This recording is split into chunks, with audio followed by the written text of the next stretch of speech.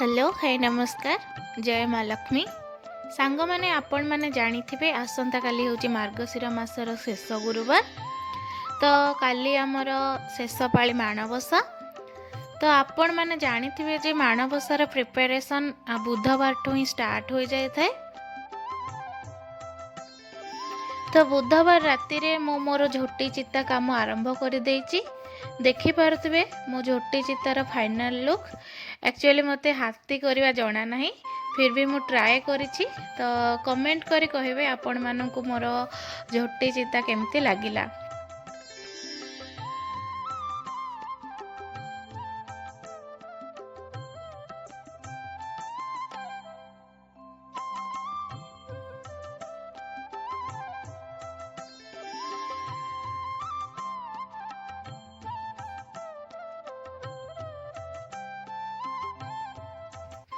राति भाई सकाळ हो गला, फाइनाली गुरुवार पळे आसिला। आज आमे मांकर पूजा करिवु।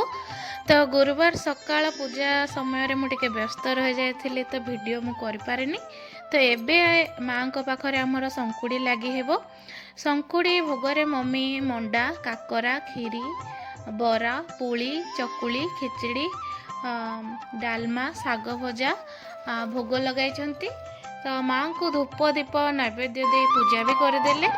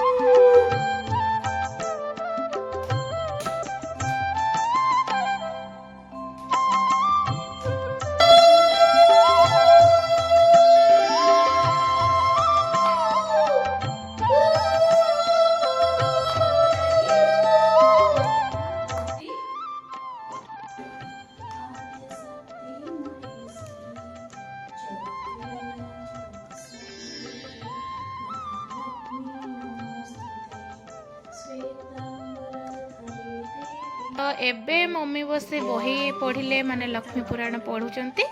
जेहेतु आपण माने जानि थे लक्ष्मी पुराण बहीटे टिके लेंदी अछि, सो मम्मी एका बसी पढ़ी पारिबेनी। तो से अधा पढ़ी देले आ मु अधा पढ़ी देली। एबे उपवर होई बाप तलुनिया जे घर जे मरुताई झियटे तो दुर्गुण कहिले न सरे बापर गजन शब्द किए सही पारे चारि पाखे। पूजा तो सरीगला। एबे माँ को पाखरे समस्त मंगल कामना करिकी मो मुंडिया मारिली। आउ आर वर्ष को अपेक्षा रहिली। जय माँ लक्ष्मी।